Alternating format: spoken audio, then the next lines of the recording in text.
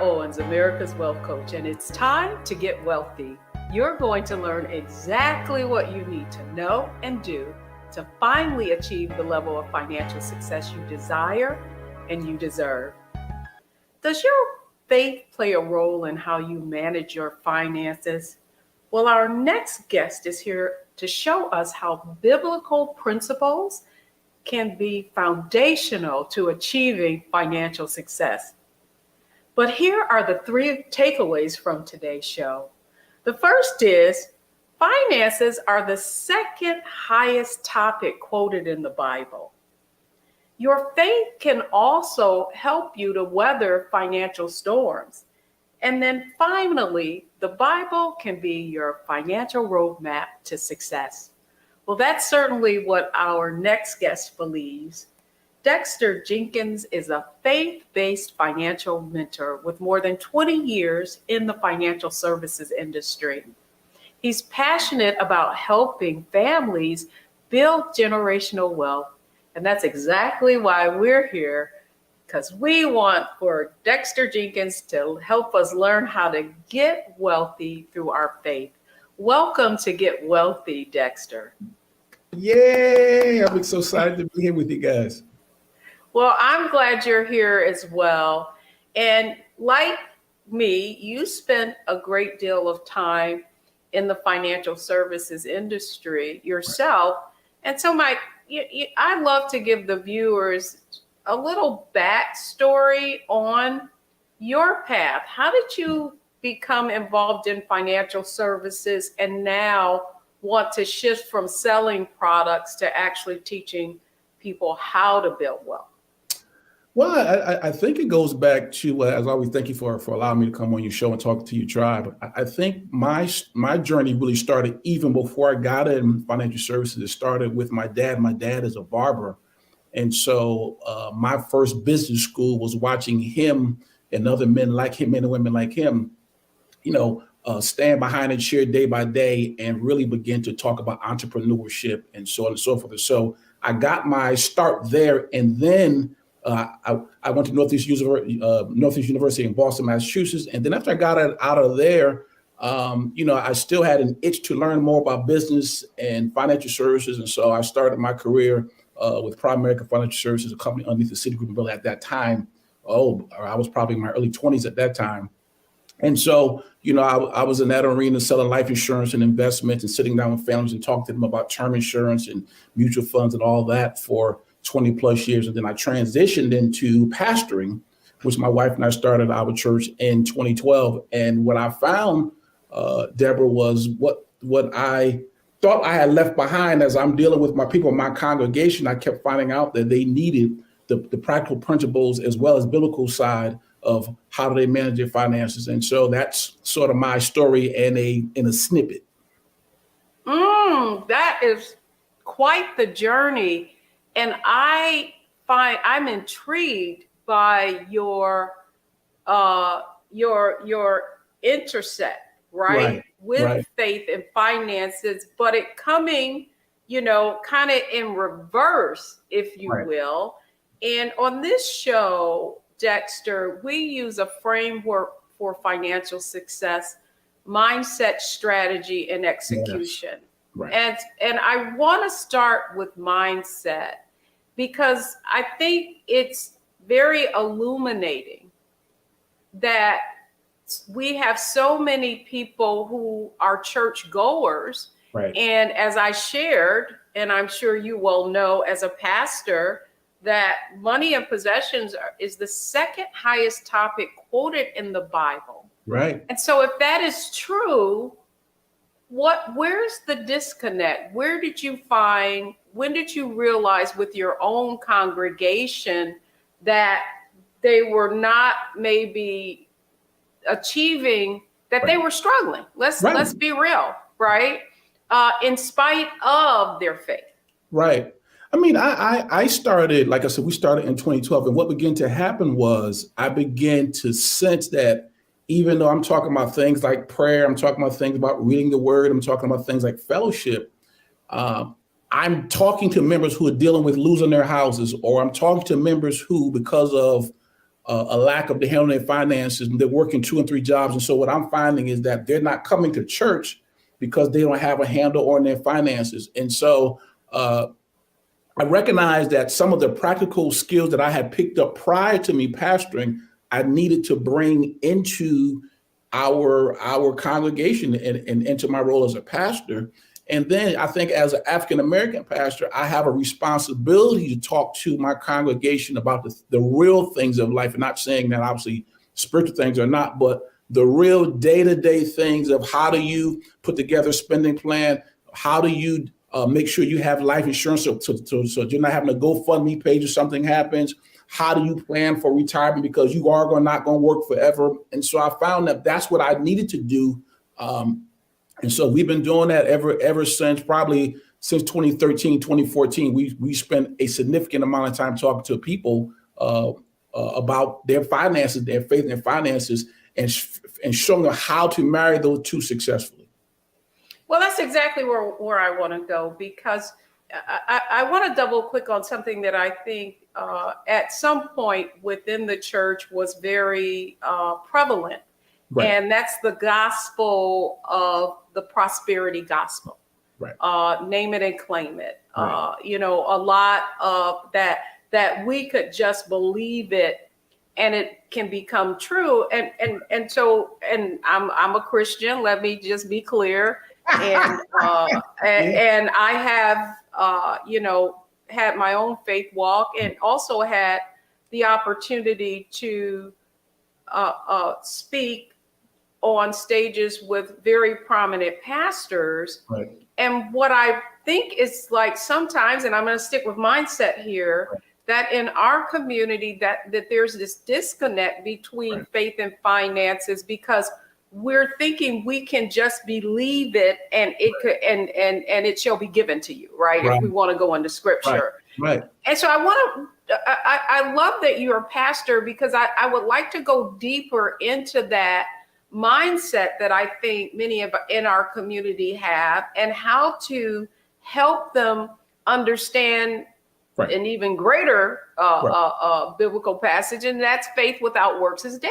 Exactly.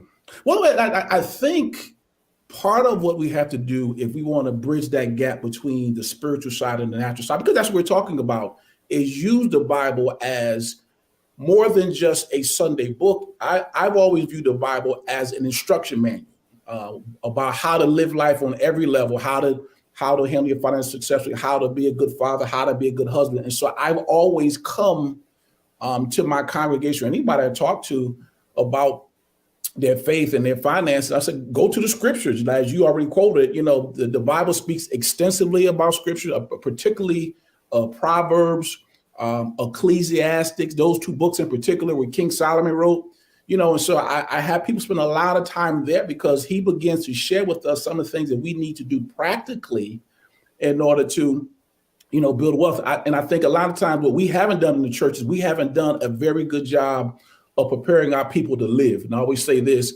in order to spend eternity with Christ, all you got to do is die. So once you leave here, you're going to be with him. But, what are you going to do in the meantime? Or we come to church on a Sunday. Well, okay, what do I do the other 6 days? And so I think what we have to do is begin to use scriptures, not only for just comforting ourselves on Sundays, but then also what do we do the other 6 days? So the Bible begins to talk about, owning land, and scripture talks about, being aware of co-signing for individuals. And it talks about being diligent as opposed to lazy. Those are things that we need to instill in people's minds that come from scripture so they can live not only on Sunday, but also the rest of the week. Yeah, I think it's wonderful the way you frame that. Really, I mean, if you think of both aspects of that, only dealing with faith on Sundays, right? When that needs to be throughout the week, as well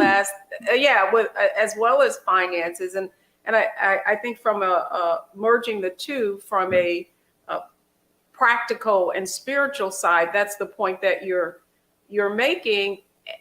And I want to ask one other question of you, particularly around mindset.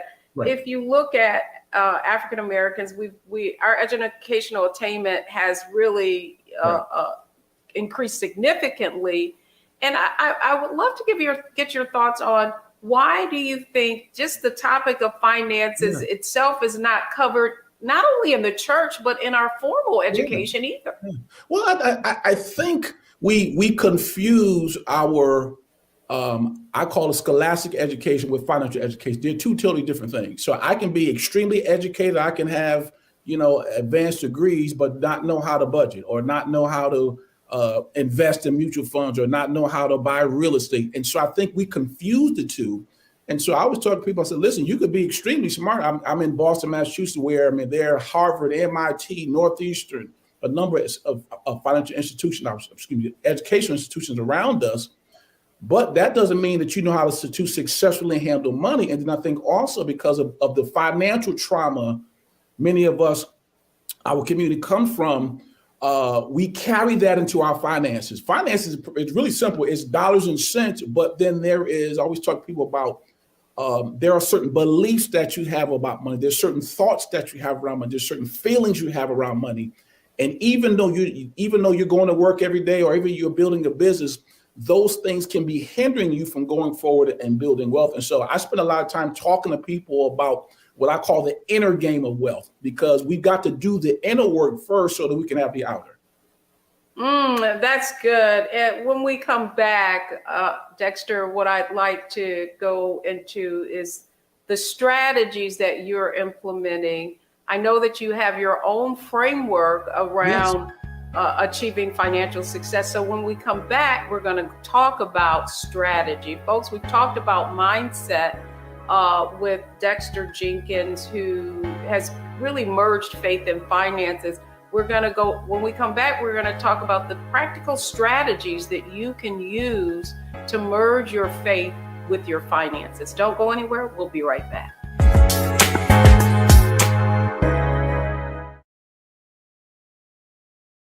Hello, I'm Isaac Hayes III, founder and CEO of Fanbase. Listen to what I'm about to tell you.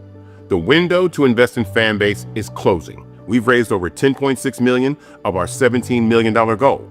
That means there's room for less than 6,370 people to invest in Fanbase for the average amount. The minimum to invest in Fanbase right now is $399. That makes you an owner in Fanbase today. Go to startengine.com/fanbase to invest. Why? Because current social apps have taken advantage of users for far too long, with content suppression, shadow banning, harmful racist content, and no real tools for monetization and equity. Fanbase has over 1.4 million users and counting, allowing anyone to reach all their following and monetize their content from day one. Social media is the new TV, and whoever owns the apps that distribute that content have the opportunity to own potential billion-dollar companies. While big platforms with uncertain futures are failing to serve their users, Fanbase is stepping up to fill the gap. Don't wait until it's too late.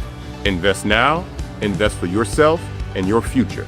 Go to startengine.com/fanbase and own the next generation of social media.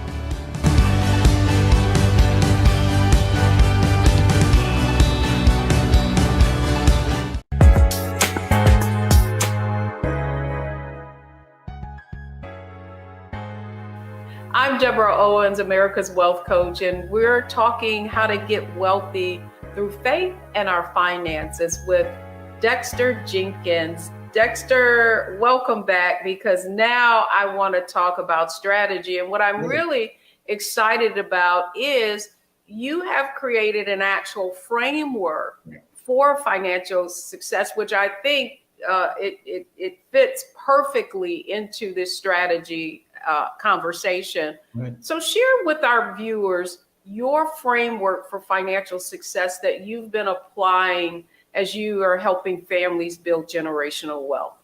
Yeah, I mean, I in all my years of studying finance, so whether it's from the Bible or whether it's formal class I've taken, I've found that there are three things that I don't care who you're talking to, whether I'm listening to some of your teachings or other people, I've found that these three things are common. I found that people are either talking about stewardship, they're talking about ownership, and they're talking about entrepreneurship. And so I call that the SHIP method, SHIP. My wife always said, you need to spell it out to people because it sounds like you're saying something else.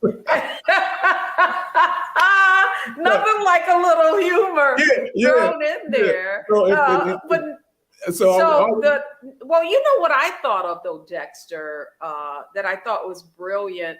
Well, I thought of the three ships, right? Exactly. Like something, right? Like something traveling. Exactly. And so I'm fascinated around that framework. So let's talk about the first ship.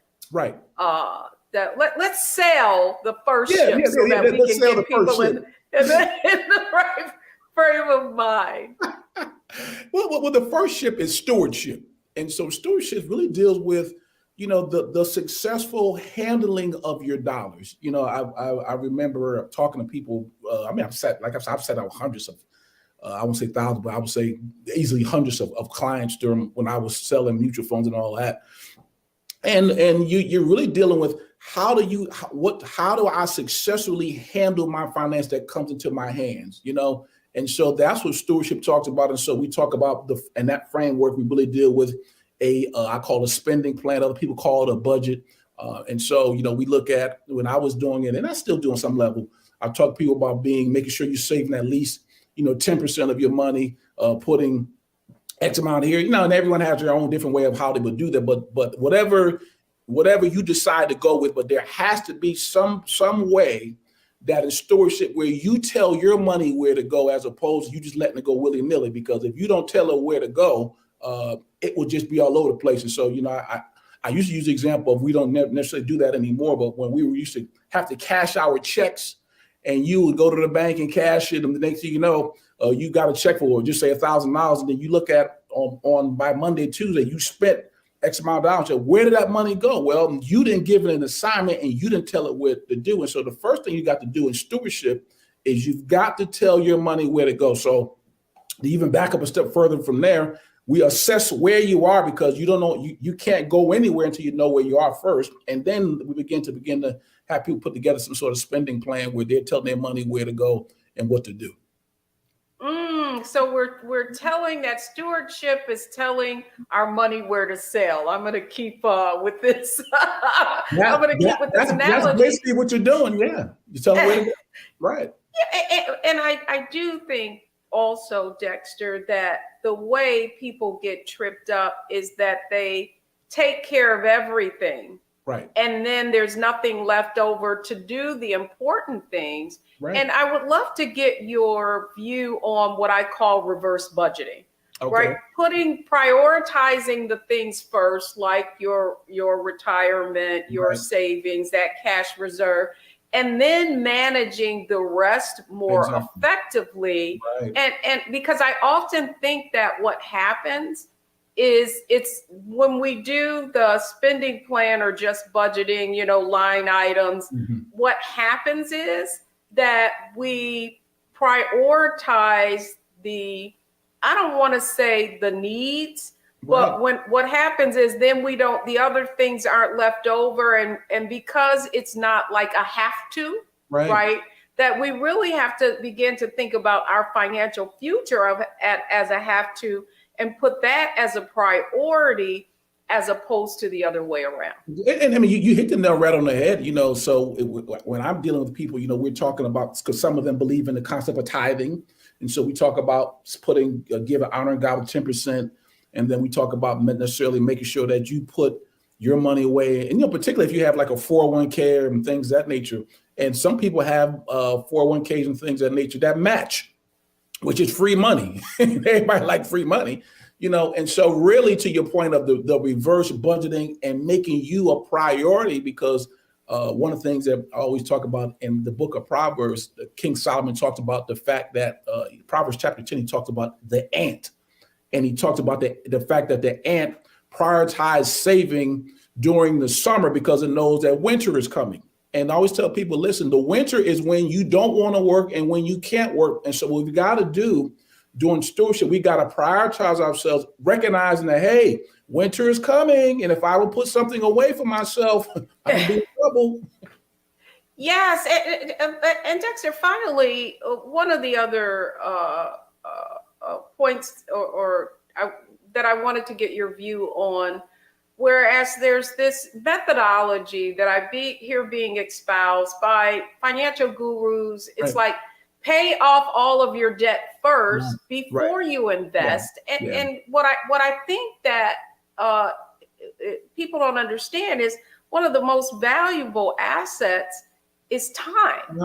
And time. And so when if you wait to invest, then you're losing time, and then you got to play catch up. And I'd love to get your thoughts on that. And I love what you just said, because it's always that catch-22. And I think with personal finance, the key word is personal.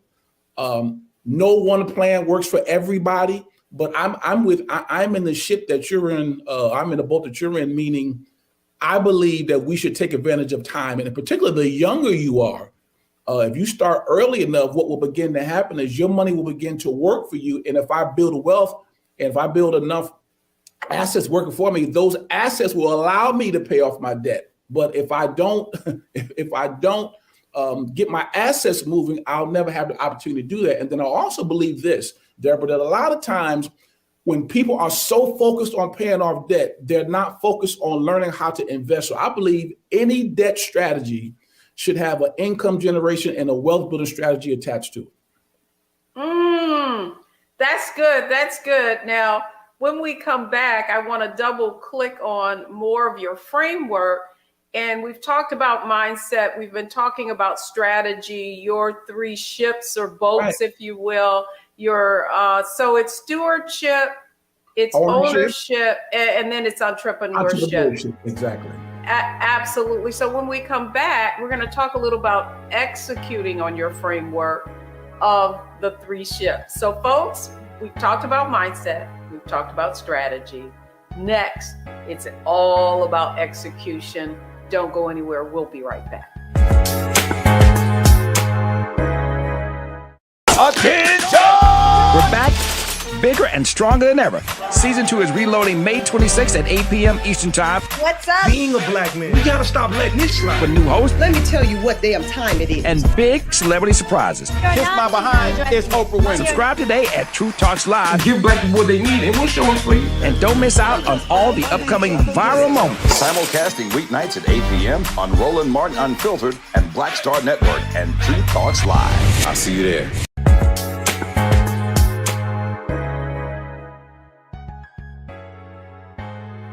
Welcome back, everyone. We're talking about how to get wealthy using faith and finances to accomplish financial success. My guest today, who's helping us get wealthy, is Dexter Jenkins. Dexter, I love the way you frame that a debt strategy and a wealth strategy need to go hand in hand. Exactly. And I absolutely believe that. And so now I want to talk a little bit about execution, because it's an inside job. We can get all that together. We can have strategy, but if we don't actually take action, nothing happens. Right. And so to that end, if you were talking with someone about the first thing they need to execute within your framework, stewardship, entrepreneurship, stewardship, ownership, and entrepreneurship. Right. What's the first thing someone needs to do if they're listening to this program? Well, I mean, we've talked about the inner game. So we talked about mindset and strategy, like you said, looked at some beliefs and all that, because I believe that that's 90% of it. But the other 10%, like you said, is execution. And I believe it begins with you starting and getting a sense of where you are. A lot of times we don't know what's coming in, what's going out. I don't know what do I have a 401k? I know none of this stuff. And so really begin to get people to sit down and begin to look at things from a perspective of what do I actually have? You know, I always use an analogy of, if I'm at a mall, we don't go to malls anymore, but we did. I'm at a mall, and I'm trying to go over here to this store, and I find that map. It will say I'm here, but I need to go from here to there. And so starting where you are and getting a sense of honestly where you are, I think is where it begins to start. And then you begin to put together what I call these baby steps, so you begin to maybe look into your, obviously putting together a spending plan, but then looking into my retirement things at work, beginning to reprioritize some dollars, because really, in the bottom line is I tell people, it's only two ways to really improve your finances. One is I got to decrease my expenses. Number two, I got to increase my income. And so I keep people focused on those two things. What are ways that I can decrease my expense? Where's the waste? And so it could be in subscriptions. It could be I got cable that I don't watch. If it's a married couple, a lot of times there's an overlap in their insurance system. And so we begin to focus people on those things. And so I believe that's where it starts. And now also I think pulling people into a community. I mean, you have a community, Wealthy You, and I run some things because I think a lot of times people are lonely and they're trying to build wealth by themselves. And wealth is a team sport. You got to collaborate, obviously, if you have a spouse within your household, but then also with other trusted individuals who have your best interests at hand, who really want to see you become wealthy and not just make money off you. I love that. And I love the fact that you mentioned something that I absolutely believe that you need to be around like-minded people who have the same goals and aspirations that you have, and that the level of your financial success is directly correlated to the socioeconomic status of the people that you spend most of your time with. There you go. And not to say, you know what I'm saying? So I think that, and let's go back to belief, right? Because I'm going to tell you something that happened just the other day. Right. I put up a marketing banner about a workshop that we have coming up, and it's called The Secrets of the 1%, How to Build Wealth Regardless of the Recession or whatever. Right. And the first thing that I got was, well, what do wealthy people know? Why are they the 1%? They're greedy, right? And so my retort back to them was, don't hate the player, right? Hate the game. Like, if you don't know.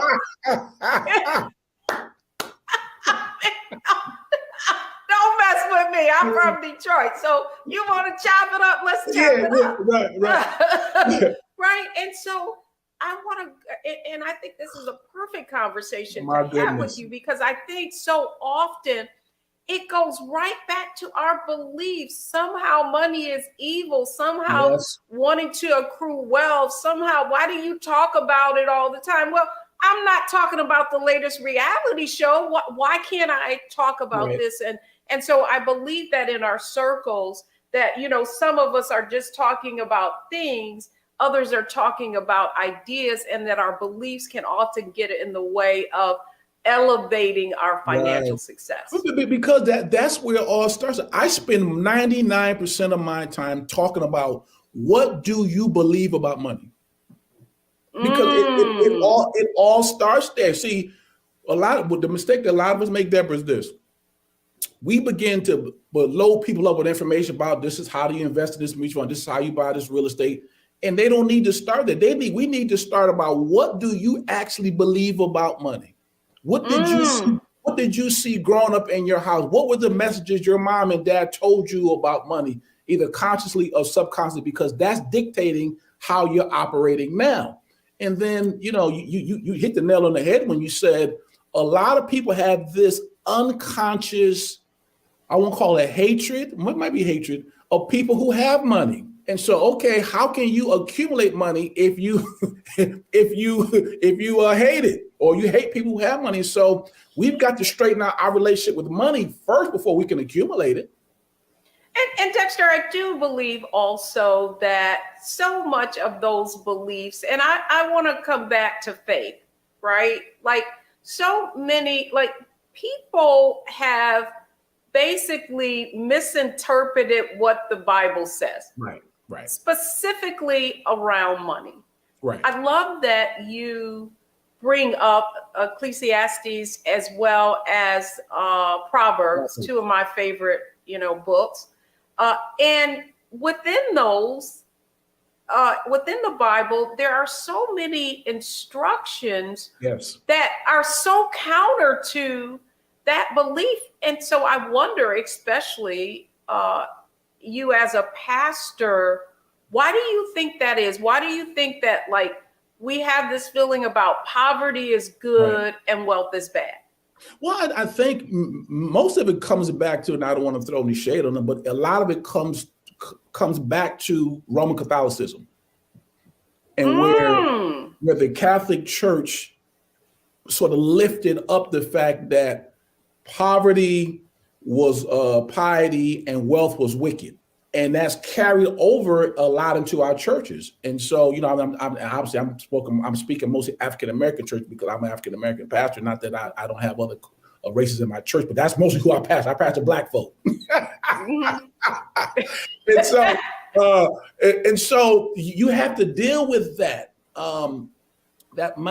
But it originated, Deborah, from the Roman Catholic Church, because really there are only two and I don't mean to get too theological here, but I want you to. That's the whole point. You can bring this perspective, and I do believe, you know, I do, and that's why I wanted to have this conversation with you.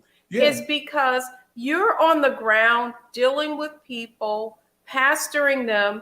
They're struggling. They're trying to understand why they're struggling, and we know that I can give you all the practical information. You can go on internet. You can go on YouTube. There's a plethora of information that will show you what you need to do. But whether or not you actually do it is not necessarily whether you have the resources or money. It all begins with belief. Because wealth, as you said, I've said, and I've watched you and heard you talk at different times. You didn't say it, but there are intangibles to everything, and there are intangibles to building wealth. And I believe the biggest one is we have to spend so much time, even when I'm preaching or talking about it. I have to get people's permission to allow me to talk about wealth. And I'm like, why do we need to do that? It's okay for you. God says this. He says he wants you to love him and people. As long as you as long as you don't love money, he's fine. But the problem is, but the problem is we have heard messages where, you know, the money is the root of all evil, where they misquote, it's actually the love of money is the root of all evil. And so we've grown up and we've heard these messages from pulpits, and we've heard a message from Deacon Johnson and Mother so-and-so, and we've carried that into our day-to-day lives. And I'm like, listen, I have to spend so much time, and people who like me have to spend so much time fighting that off in order to get people to say, hey, listen, as long as you keep God first and you treat people well, God has no problem. Well, matter of fact, he's going to judge us based off of how we handled our finances and how we did some other matters. And so people don't understand. Preach it. We gonna go to church because I'm definitely thinking of the talents, right? Well, Matthew chapter 25. And who was rewarded? Not the one that dug what he was given in the ground in fear that something would happen to it, right? But the one who made wise decisions and made them multiply. Nothing like going to church, but when we come back, it's our analyze, optimize, maximize segment. Dexter, I'd like for you to look at this next segment as a lightning round, right? Let's pull everything that we put together around mindset, strategy, and execution with faith and finances in our next segment. So folks, don't go anywhere, because we've talked about mindset, we've talked about strategy, we've talked about execution, and now we're going to talk about what you need to do to really use what you've learned on this program today to accelerate your financial growth. Don't go anywhere, folks. We'll be right back.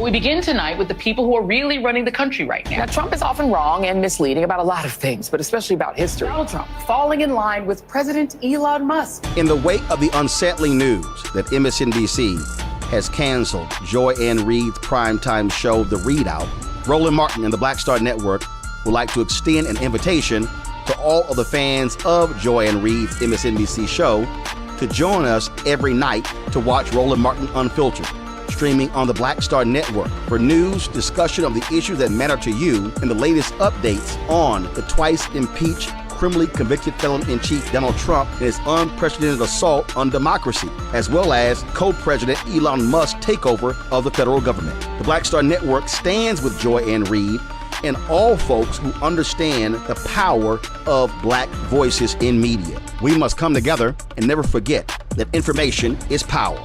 Be sure to watch Roland Martin Unfiltered weeknights, 6 p.m. Eastern at youtube.com/Roland S. Martin or download the Black Star Network app.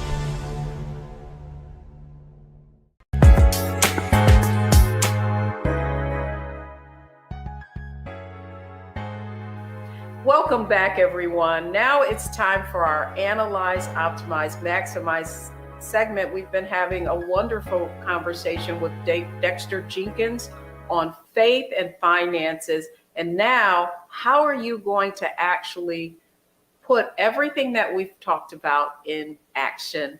Dexter, thank you so much for coming on Get Wealthy. As you can see, we're like-minded, and that's why I was so excited to learn about the work that you're doing, because I think specifically in our community that faith plays a big role. African Americans are the largest segment demographic who are church goers even today. Right. And yet what we do see, however, Dexter, is that the generation coming behind us, right, are not as avid churchgoers. And I think to that end, I think that the church has to become more relevant. I know for my more relevant.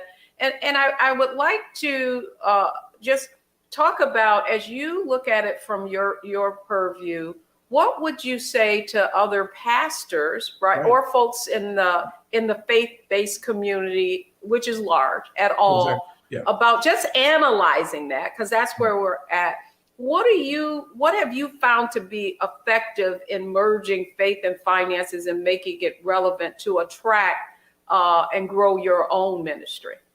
Well, I think to your point of what has happened in our churches, I just think overall in the body of Christ, it's more of a teaching spirit in the churches now. And so it's not just about when we all get to heaven, what a day of rejoicing it will be. It's more about, how do I become the father I need to be? How do I become the husband I need to be? Well, if I'm talking about being a better husband, better father, a better follower of Christ, well, money is included in all of those things. So we really have to encourage individuals, and particularly from the pulpits and the leadership, to have these money conversations. And so, I'm part of several pastor masterminds, and that's one of the things that pastors struggle with. How do I talk to people about money without alienating them? And I've never been a pastor that shied away from it, because I realized everything that my congregation deals with, everything that we the individual corporately, it deals with finances. And so in order for, the word you used earlier was, in order for us to be relevant, we have to talk about things that matter to people. Money matters. My bishop years ago said to me, he said, Dexter, a lot of times we are scratching where folks are not itching. Or as a matter of fact, he said, we're not scratching where folks are itching. Well, they're itching financially. And so we got to be able to talk about those things. How do you do it from a biblical standpoint? How do you keep God first, but still function and do well financially? You can do both. That's great. And the next aspect of what I wanted to talk about was really optimizing the relationship that folk have with the church. A lot of church services, because of COVID, went virtual. Right. And what I found really interesting in the church that I attended, my community, is that membership really didn't decline, that people are finding it in some cases even easier to watch online. But to that end, how can you optimize that faith and finances within the church? Do you host actually like financial programs, financial seminars, financial workshops? Can people get plugged in to the right things through your congregation? Yeah, we've been virtual most of. We are just coming out of a season where we're just beginning to meet again, and so a lot of the things that we did was through YouTube. We did things through StreamYard, and so if people go to our particular church, fellowshipboston.org, and you can find all those things there. But I think just as the body of Christ, I think people have gotten used because of the pandemic. They've gotten used to doing things on Zoom. They've gotten used to doing things online learning. So I think it's a phenomenal opportunity for us to be able to record shows like this, record seminars, these little, 8, 9, and 10-minute snippets where we can teach things either biblically as well as naturally, and then get it out to people. Because to your point, the world is our congregation now. Now we have a local congregation. But, I have people watching me from Jamaica, I have people watching me from Africa. And so I think it's using technology is a phenomenal way for us to be able to get these financial messages out. Oh, I so agree, because I want to talk about maximizing, right, on that audience, and the fact that you have it for so many, and I know myself included, faith is the way that it gives me fuel. It is community. And yet I feel like we can sometimes reject that which isn't, that change. And really COVID kind of forced us to change. And I know that you've created this a framework for stewardship, ownership, and entrepreneurship. And I'm sure there are other congregations who are going to watch this show here on the Black Star Network. And I wondered if you could share maybe some of the actual practical things that you're doing with your teachings within your congregation. Yeah, I mean, and a lot of it we've talked about, the really getting people to see. I like to spend a lot of time, like I said, most of the time mentally dealing with beliefs and thoughts. And so we spend time working through exercise about, what did you see when you were a kid coming up?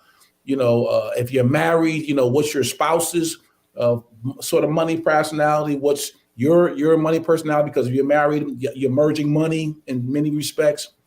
And so we spend a lot of time talking to people about that. And then I'm a big real estate guy. And so I began to show people actually how to purchase real estate. And so, all of that takes place within within that framework that we've been talking about this during the show of stewardship, ownership, and entrepreneurship. And so, we have, if people go to my website, dexterbjenkins.com, we have a number of things over there that will allow them to access that. Just on the personal side, but then also from my church, we do that as well. And so just really encouraging individuals to be able to use technology and be able to have these conversations the way we're doing it right now is critical. And then finally, the question I have for you is, what do you believe? What is the one thing you believe? And I even want our audience to think about that, because we covered a lot of ground today. We talked about how our faith can and our beliefs can impact whether or not we do what we need to do, that mindset aspect of it is so important. We also talked about our circle, right? And the people who have, depending upon what their goals and aspirations are, how that's going to impact our ability to achieve a certain amount of success, whether it be financially, personally, or professionally.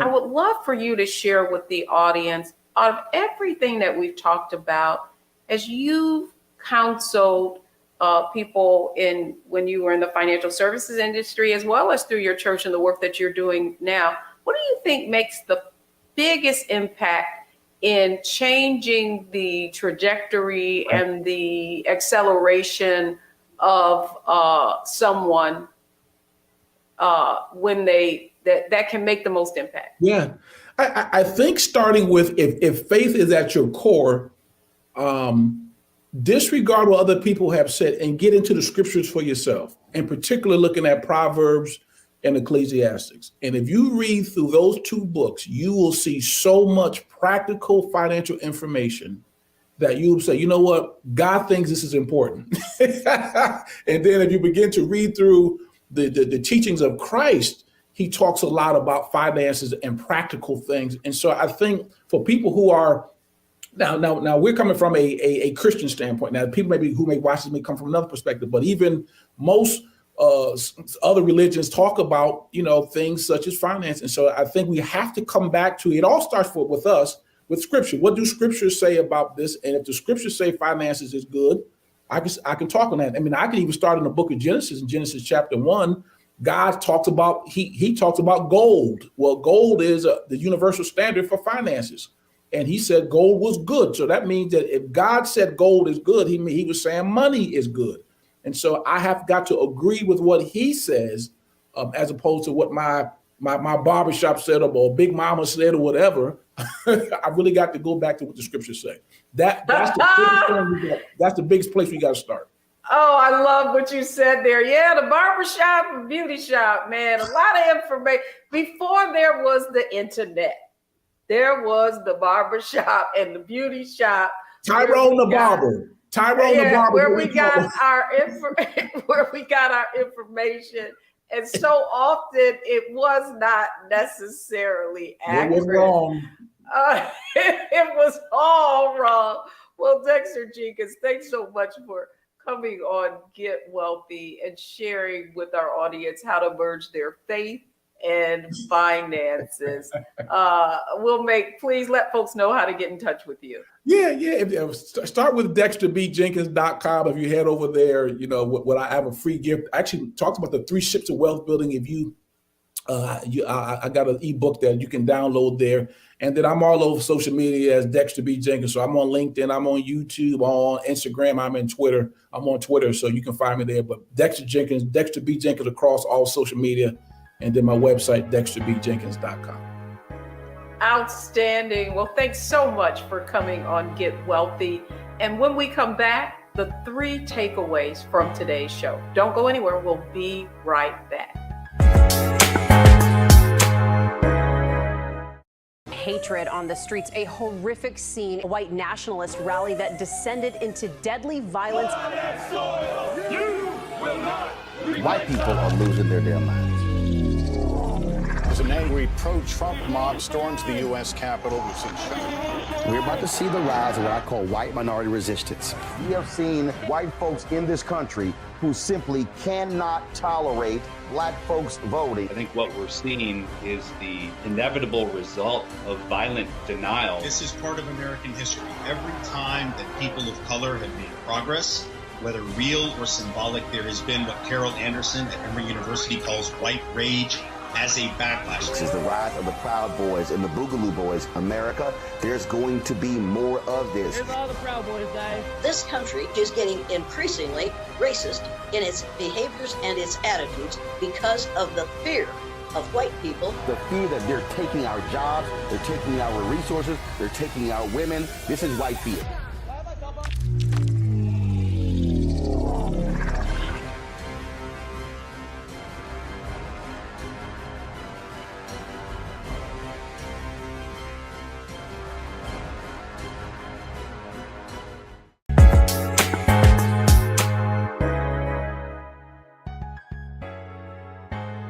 I'm Deborah Owens. I hope you enjoyed this conversation about faith and finances with Dexter Jenkins.